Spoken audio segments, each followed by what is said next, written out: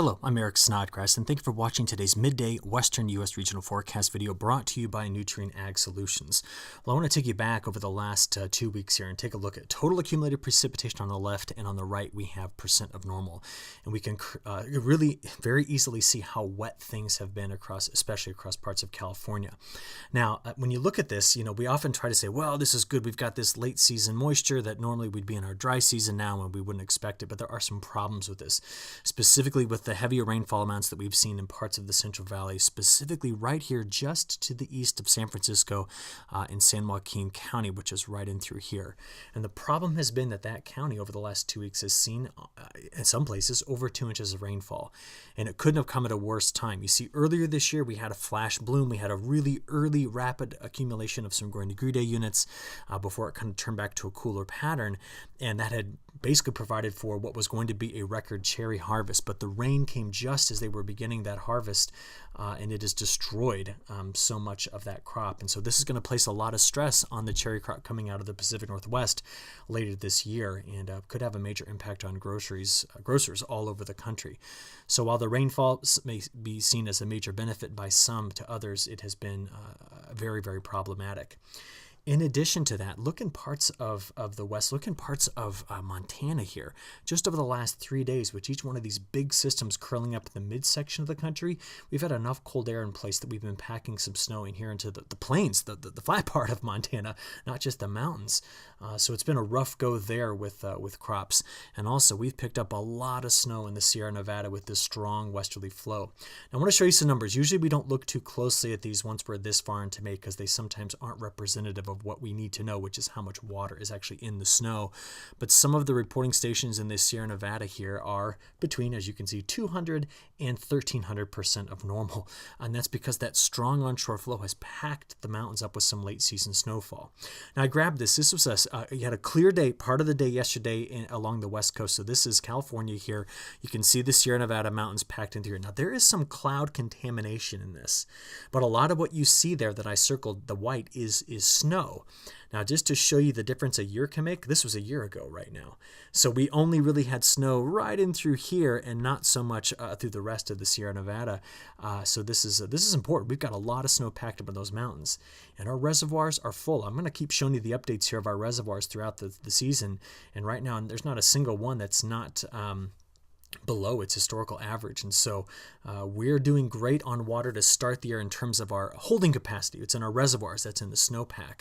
But again, some of the early or late season rain, early dry season rain that we've had has been detrimental on the crop. Now, taking a look at this map, this is very important. We've got about 600 gauges across the country that are near or above flood stage. So with all the wet weather we've seen out west, we do have a lot of gauges that we're watching carefully because our reservoirs are full, the mountains have a lot of snow, so the stream flow is something to be paying close attention to. We certainly have some major flooding going on in the midsection of the country, and this is going to affect how we move grain, how we move goods up and down our river systems. But for those of you in the Northwest, I want you to check out this website. You can pause the video and take a look at the URL up there at the top, but you can click on each one of the icons down here. For example, I'll click on Yakima.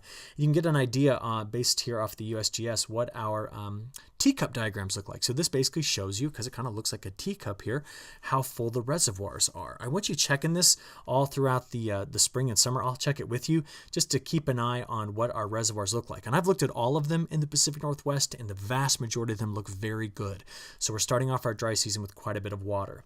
Now, what went through California causing so much problems is now in the middle part of the country. And just yesterday, we saw a pretty sizable severe weather outbreak.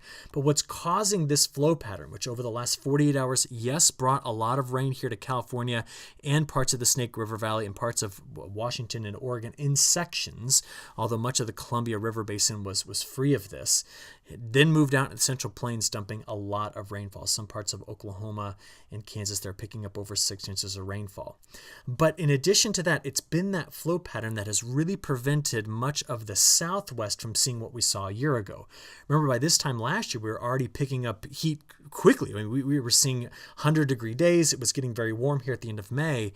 And right now, when we look at growing degree day anomalies based on a calculation that starts at 50 degrees Fahrenheit, from March 1st through the 20th of May, we can see that the cooler pattern has really resulted in a deficit in growing degree day units.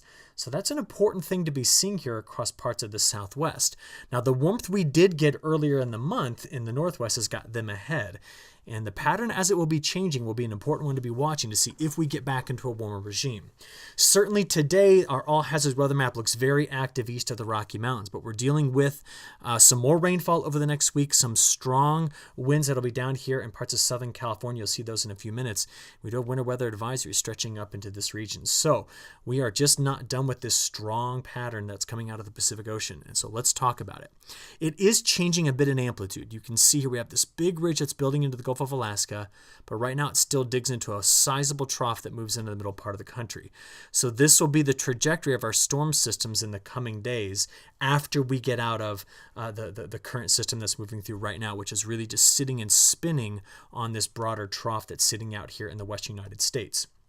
Surface winds, you can see them right now coming down from the north if you just get a little offshore. So there's going to be some very windy conditions today just offshore, but you can see down here in Southern California why they have the wind advisories. Now, we're always thankful, I guess, when the winds are going this direction versus the other direction, because the other direction, they're called Santa Ana winds, and we typically get very, very hot, and we fear those later in the season. But we'll keep a close eye out this year on what wind patterns are doing. Now, just putting it all together, what are we expecting over the next 5 days? Well, in Southern California, we could pick up anywhere between 1/4 of an inch in some locations, maybe up over 1/2 inch of rainfall with the systems coming through. Much of the Central Valley, both the Sacramento Valley and the San Joaquin, there is a couple of chances for precip. You'll see them coming up, but for the most part, the valley is going to stay dry. Throughout much of the rest of the Pacific Northwest, we're going to see some mountain-induced precipitation, and then really tucked right in here into the western United States. Due to the presence of that upper level trough, it's going to be a lot of hit or miss showers and some thunderstorms. But again, very wet for coastal Oregon and Northern California as we progress through the next 5 days. Temperatures stay on the cool side for the next 5 days as well. So we're seeing some temperatures in the Central Valley, just looking at Fresno and Madera, places around there. I was seeing high temperatures today in the 60s with the cloud cover we're expecting and with the chance for precipitation. It's cool. This just tells you what the pattern's doing. Big southeast ridge, trough over the western United States. It stays cool. And if there's any place it starts to feel the warm up quickest, it's going to be the northwest. And that's because that ridge starts to come in and the flow pattern becomes more like this. We go back into a high over low pattern, and that's where we have the cooler weather in the southwest, but the warmth building into the Pacific Northwest once we get into that 6 to 10 day forecast time period. Now, what does this mean in terms of precipitation? Well, for the next 15 days, I got the GFS on the left and the European model on the right, and we can still see the influence of that pattern doing something like this with time, and that's going to keep this corridor very wet. We could possibly see some drying down into this area. You can see it both showing up in the Euro and in the GFS. But other than that, much of the western United States does continue to carry this wetter bias compared to average for the next 15 days.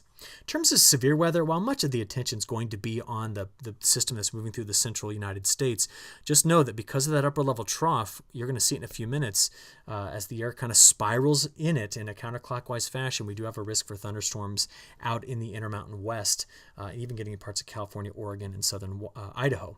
What are we looking at once we get into the day on Wednesday? Well, Storm Prediction Center is still saying watch out for thunderstorms, general risk of thunderstorms in this area.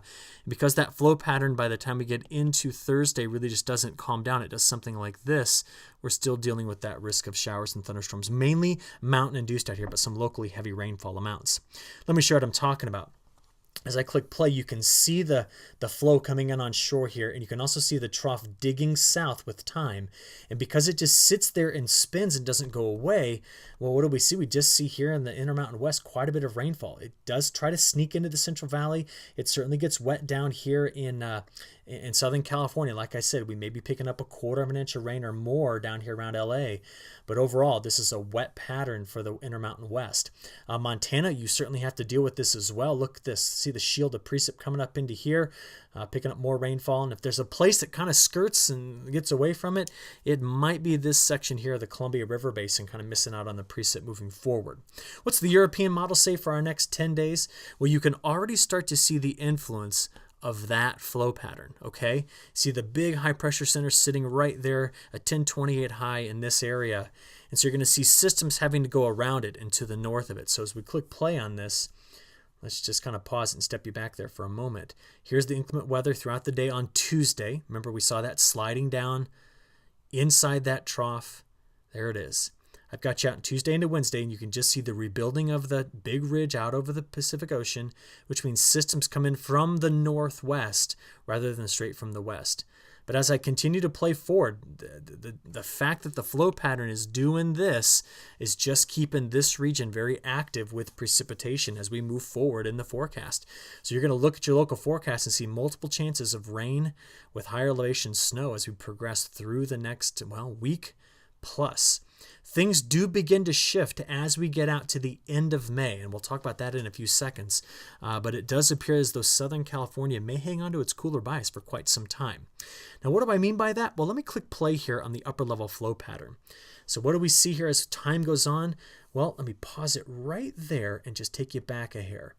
If we get back here, right around the 26th, 27th, do you see how we go back into this high over low pattern? Well, that high over low pattern is one that dries in this area and warms up, but keeps things very unsettled down here in the southwest, keeps in California, keeps a cool bias. And the question is, do we hang on this all the way through the end of May? And does it last into June? Well, I've got you out here the 29th, the 30th of May, and we still see it. See it? That seems to be the flow pattern that the Pacific Ocean is favoring.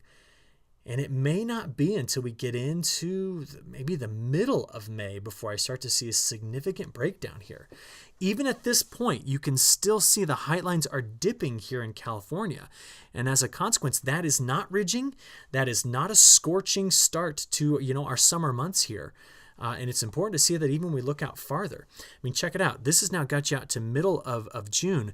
And what I see is a flow pattern that's doing something more like this. So it's going to be hard to pick up on precipitation anomalies, except from the Pacific Northwest where I see drier pattern. But look at the cooler bias we see stretching down here from California, Nevada through much of the Four Corner states, while the warmth extends to the north where the ridge builds in. I think this is the pattern we're going to be watching unfold with time. It's an important one because it's really going to separate what we do in the Northwest versus what we do in California, and there's a lot of competing crops between those two regions. So we'll keep a close eye on it for you and keep you updated throughout the week. But with that, I'm going to go ahead and wrap up this forecast video. We have Nutrien Ag Solutions. Hope you look forward to our next Western Regional Forecast video coming out later this week. We've got content every day at my.nutrienagsolutions.com, though. Check that out, and we'll talk to you again soon. Thank you.